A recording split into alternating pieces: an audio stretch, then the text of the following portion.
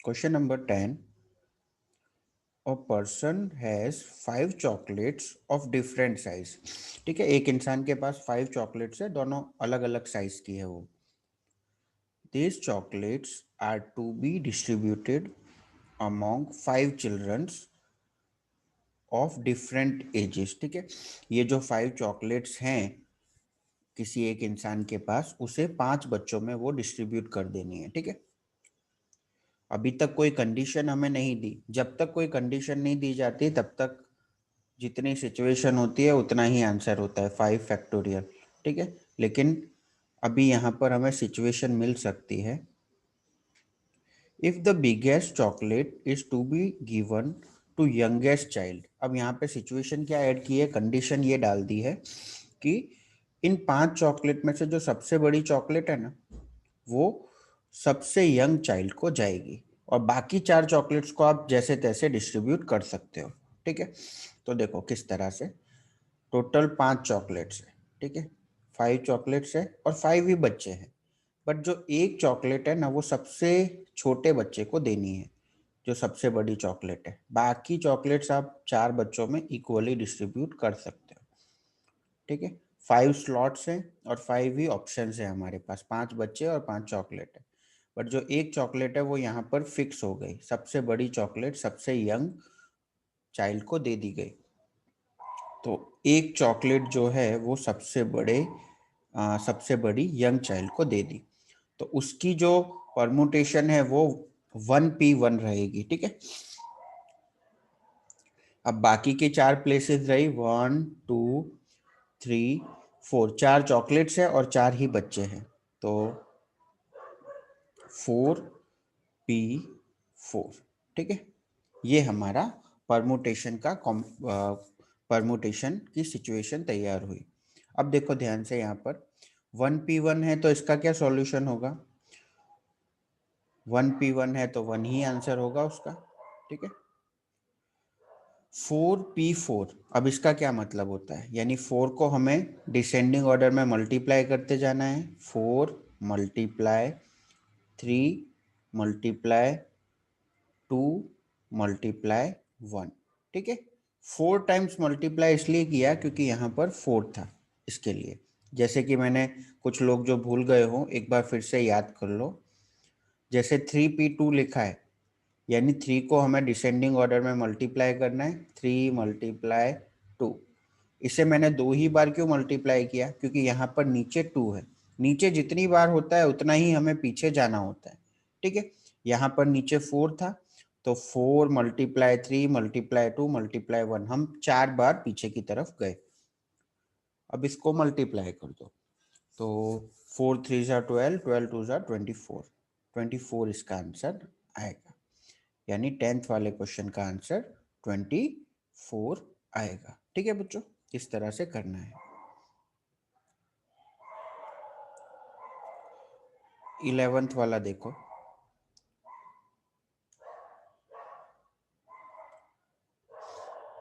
11th, how many total arrangements can be made using all letters of the following word.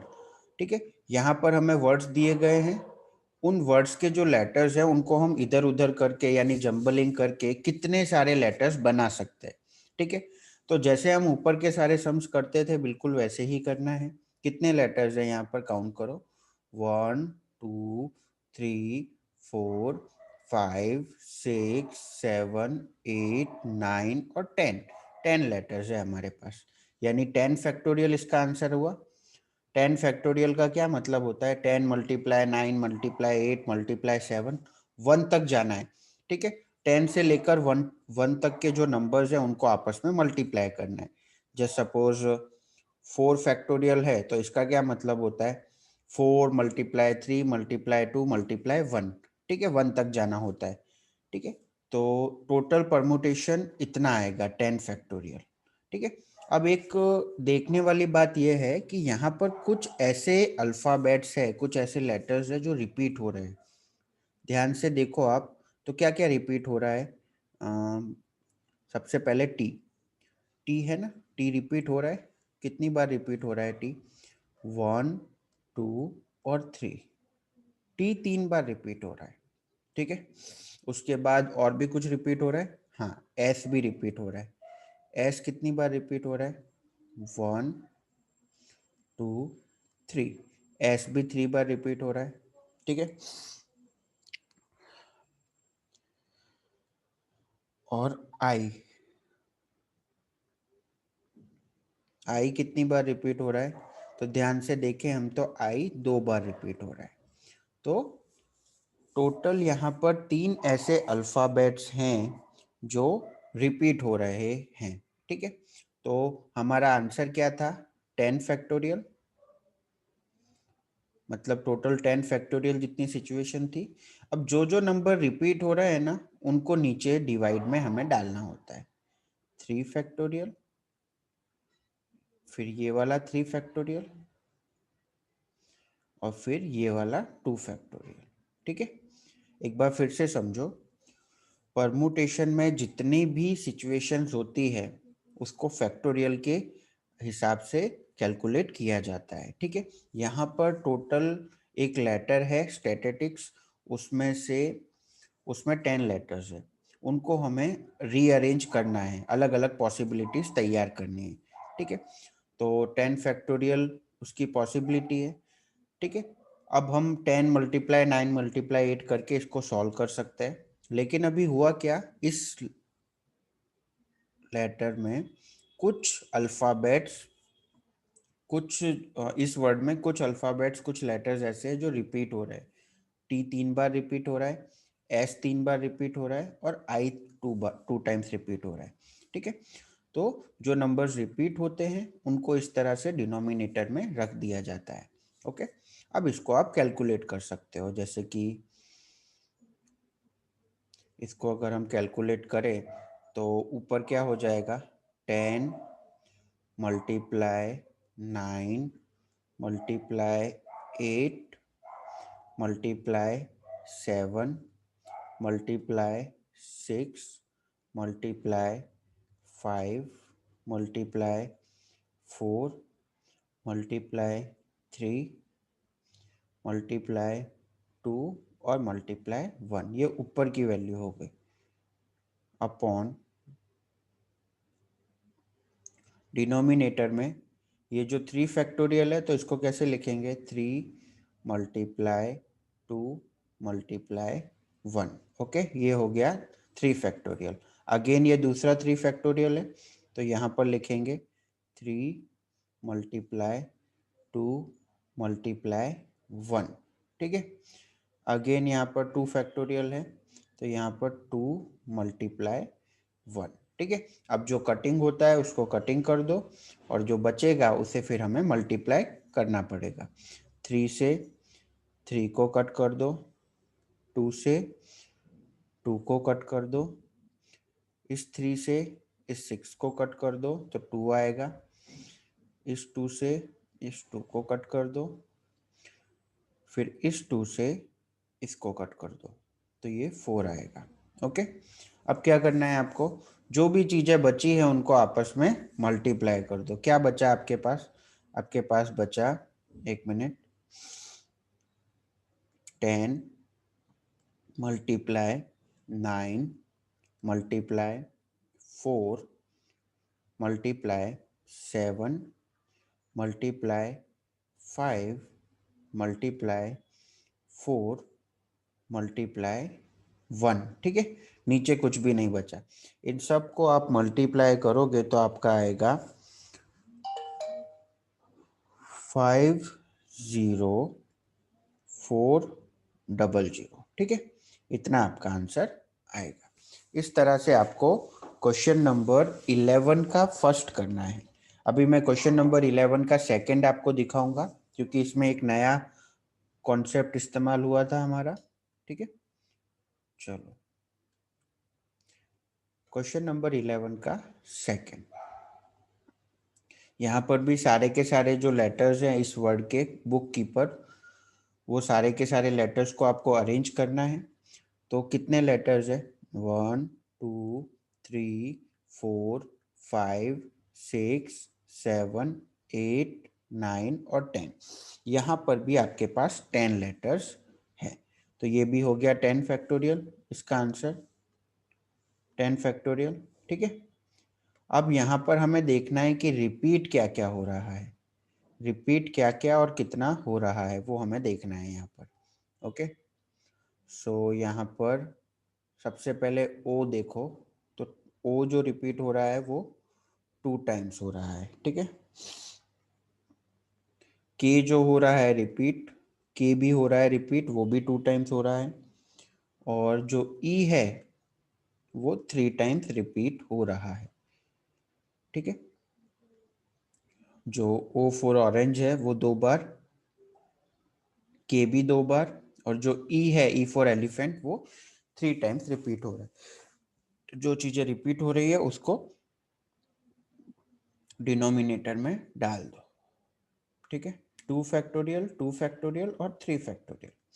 और फिर क्या करना है, फिर कैलकुलेशन कर देनी है, जैसे अभी अभी हमने की थी वैसे कैलकुलेशन कर देनी है। 10 multiply 9 multiply 8 multiply 7 multiply 6 multiply 5 multiply 4 multiply 3 multiply 2 और मल्टीप्लाई 1। ठीक है, अपॉन ये जो 2 फैक्टोरियल है इसका कितना हो जाएगा, 2 मल्टीप्लाई 1। ठीक है, अगेन ये 2 फैक्टोरियल है, इसका कितना हो जाएगा, 2 मल्टीप्लाई 1। और जो वो 3 फैक्टोरियल दिया है तो 3 मल्टीप्लाई 2 मल्टीप्लाई 1। इसको आप इस तरह से सॉल्व कर सकते हो। अब इसमें कटिंग कर सकते हैं हम।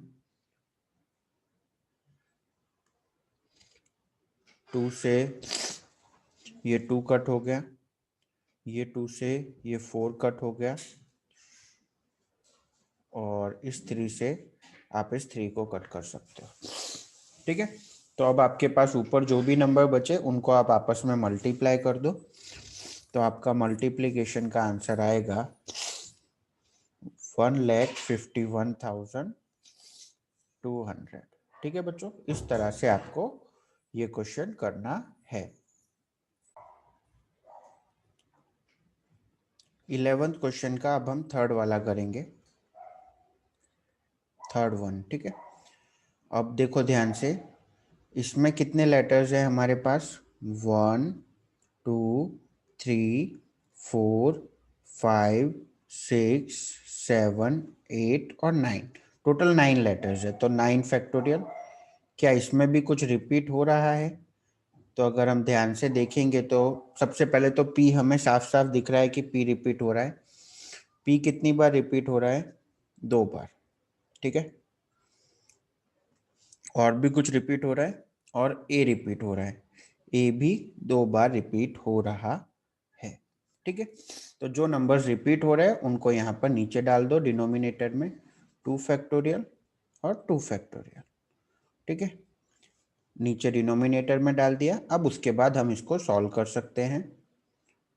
9 फैक्टोरियल है तो 9 into 8 into 7 into 6 into 5 into 4 into 3 into 2 into 1। Okay, ये हो गया आपका 9 फैक्टोरियल का सॉल्यूशन। और नीचे 2 फैक्टोरियल 2 बार आपको करना है, सो 2 मल्टीप्लाई 1 2 मल्टीप्लाई 1। अब देखो इसमें कटिंग करने की आपको, वैसे कटिंग अगर करना चाहते हो तो करो, कोई बात नहीं, बाकी आपके पास तो कैलकुलेटर है ही अवेलेबल, बोर्ड ने अलाउड किया गया है। तो अब डायरेक्ट ऊपर वाले को मल्टीप्लाई करके और नीचे वाली टर्म्स को मल्टीप्लाई करके दोनों को डिवाइड भी कर सकते हो। ठीक है, कटिंग कर दो इसको, जैसे 2 से आपने किया, ये 2 कट हो गया, इस 2 से आप कट करोगे तो ये 2 बन जाएगा। ठीक है, और फिर इनको मल्टीप्लाई करके आंसर लिख दो, तो आपका आएगा 90,720। ठीक है, इस तरह से आपको क्वेश्चन नंबर 11 करना है। बिल्कुल वैसा ही था जैसा शुरू में हमने वर्ड प्रॉब्लम्स में सीखा था। अलग अलग चीज़ों को कितनी बार हम अलग अलग तरह से कॉम्बिनेशंस उनके तैयार कर सकते हैं, अरेंजमेंट किस तरह से कर सकते हैं। ठीक है, बस यहाँ पे ऐसा था कि जो नंबर्स रिपीट हो रहे हैं उनको डिवाइड कर देना होता है। Okay, question number 12, what is the ratio of number of arrangement of all letters of the word Ashok and Geeta. जिस तरह से क्वेश्चन नंबर 11 में हमें कुछ वर्ड्स दिए गए थे और उनका हमें रीअरेंजमेंट करना था, मतलब अरेंजमेंट यानी अलग अलग लेटर्स को अलग अलग जगह पर प्लेस करके हम कितने वर्ड्स बना सकते हैं। ठीक है, उसी तरह से हमें अशोक और गीता के लेटर्स को भी रीअरेंज करके टोटल परमुटेशंस फाइंड करने हैं कि कितनी सिचुएशंस बना सकते हैं हम। सबसे पहले अशोक का करते हैं।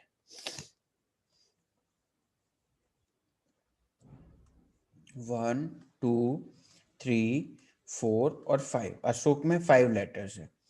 सो ये हो गया 5 फैक्टोरियल। क्या इसमें कुछ रिपीट हो रहा है? अशोक में ए भी रिपीट नहीं हो रहा, एस भी रिपीट नहीं हो रहा, एच भी रिपीट नहीं हो रहा, ओ भी नहीं एंड के भी नहीं, कुछ भी रिपीट नहीं हो रहा। यानी अशोक का जो टोटल परमुटेशन होगा, टोटल अरेंजमेंट होंगे, वो होगा 5 फैक्टोरियल।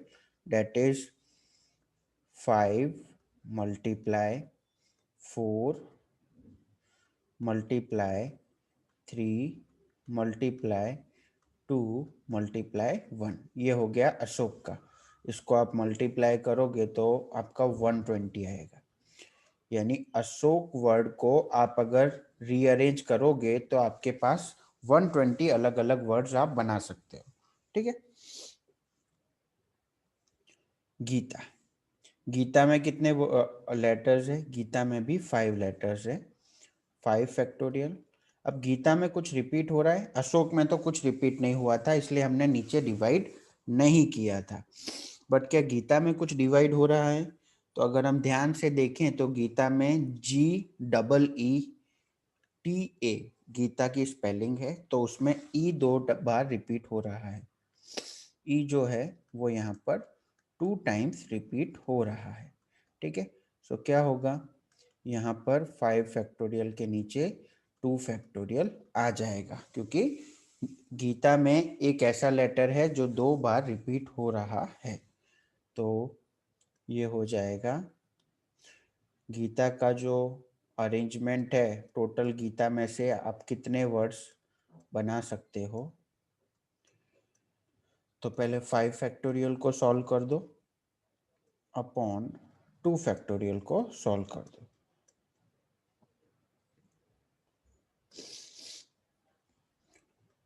ये कट, ये कट, 5 4 जा 20, 23 जा 60, तो 60 आपका आंसर आया। ओके, तो गीता का आंसर आया 60 और अशोक का आंसर था 120। ठीक है, ये हो गया। लेकिन यहाँ पर क्वेश्चन में हमें रेशियो फाइंड करने को बोला है। रेशियो मतलब एक को फ्रैक्शन में लिखो इस तरह से, अशोक अपॉन गीता। ठीक है, अशोक अपॉन गीता। अशोक की वैल्यू थी 120, गीता की वैल्यू आई 60। 0 से 0 काट दो और कटिंग वटिंग कर दो तो आपका 2:1 आएगा, 2/1 आएगा इसका आंसर। यानी कि रेशियो किस तरह होता है, इस तरह ये जो डबल डॉट बनाते हैं इसे रेशियो कहते हैं, आपने छोटी क्लासों में सीखा है, 2:1। ठीक है, यानी अशोक वर्ड में से आप टोटल 120 लेटर्स बना सकते हो, 120 वर्ड्स बना सकते हो, और गीता के जो लेटर्स हैं उनको आप रीअरेंज करके टोटल 60 न्यू वर्ड्स फॉर्म कर सकते हो। और जब दोनों के वर्ड्स का हमने रेशियो फाइंड किया यानी 120/60 किया तो 0 से 0 कट हो गया और 12 और 6 को जब हम आपस में कट करेंगे तो 2/1 आंसर आएगा, यानी कि 2:1। ठीक है बच्चों, इस तरह से हमें क्वेश्चन नंबर 12 करना है।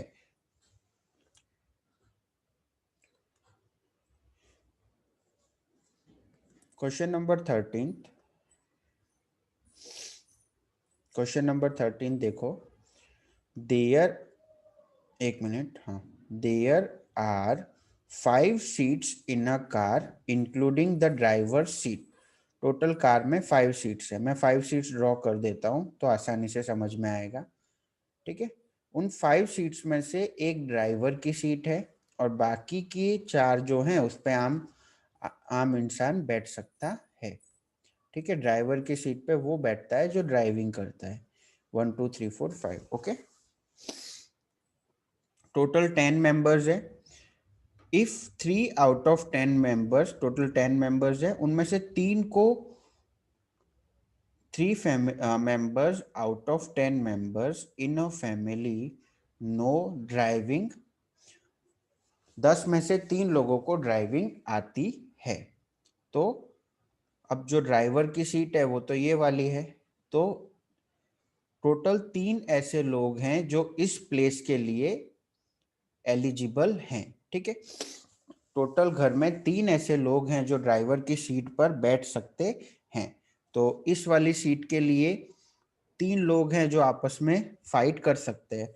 तो इसका जो परमुटेशन होगा वो क्या होगा, 3p1। ठीक है, 3 लोग हैं जो ड्राइवर की सीट पर बैठने के लायक हैं, उन 3 में से कोई भी एक ही बैठ सकता है। Okay, then in how many ways 5 persons out of 10 members can be arrange in car. ठीक है, अब टोटल 5 सीट तो 5 ही है कार में, जिसमें एक पे तो ड्राइवर बैठ गया। ठीक है, तो बाकी की जो सीट्स हैं, देखो कोई भी एक मेंबर ड्राइवर पे बैठ जाएगा तो बाकी के 9 मेंबर्स जो हैं उनकी लड़ाई इन 4 सीट्स के लिए होने होने वाली है। टोटल कितने ऑप्शंस अवेलेबल है, 1 2 3 4। टोटल 4 ही सीट्स आपके पास अवेलेबल है। तो ये मैंने नीचे 4 लिख दिया, 4 लिख दिया। और कितने कैंडिडेट है, कितने मेंबर्स है, 9। तो 9 ऐसे है कि एक इंसान तो ऑलरेडी ड्राइवर की सीट पर बैठ चुका है। उसके अलावा जो बचे 9 सदस्य, वो 9 सदस्यों को 4 अलग अलग सीट्स आपके पास ऑप्शन में अवेलेबल है। ठीक है, तो परमुटेशन यानी प्रोबेबिलिटी किस प्रकार बनेगी, एक तो ड्राइवर की सीट के लिए जिसमें कोई भी 3 में से एक इंसान बैठ सकता है, तो 3p1। और बाकी की 4 सीटों में 9 लोग हैं, वो 9 लोग 4 सीटों पर बैठ सकते हैं। ठीक है, तो इस तरह से होगा, इज इक्वल टू 3p1 यानी 3 मल्टीप्लाई 2 मल्टीप्लाई 1, और जो ये दूसरा है 9p4 यानी कि 9 को डिसेंडिंग ऑर्डर में मल्टीप्लाई करना है सिर्फ 4 बार। यानी पहली बार तो 9 खुद होगा, दूसरी बार 8 होगा, तीसरी बार 7 होगा और चौथी बार 6 होगा। बस इतना। इन सब को आपस में मल्टीप्लाई कर दो तो आपको 13th का आंसर मिल जाएगा। ठीक है, जैसे कि, एक मिनट, 3 2 जा 6, 6 6 जा 36, फिर इनको आपस में आप मल्टीप्लाई कर दोगे तो आपको टोटल 13th का आंसर आपको जो मिलेगा वो मिलेगा 9072। ठीक है, इतना आपका आंसर आएगा बच्चों। ओके, हाँ, एक और चीज, यहाँ पर 3p1 है, यहाँ पर 3p1 है, तो यहाँ पर 3 को एक ही बार मल्टीप्लाई करना है। 3 मल्टीप्लाई 2 मल्टीप्लाई 1 नहीं आएगा, क्योंकि देखो यहाँ पर 3p1 है, यानी 3 को एक ही बार मल्टीप्लाई करना है। जस्ट सपोज यहाँ पर 2 होता तो यहाँ पर 3 इंटू 2 यानी 2 बार करते। ठीक है, तो इस तरह से करना है आपको। 3 मल्टीप्लाई 9 मल्टीप्लाई 8 मल्टीप्लाई 7 मल्टीप्लाई 6, इन सबको आप सॉल्व करोगे तो आपका आएगा 9072। इस तरह से आपको करना है।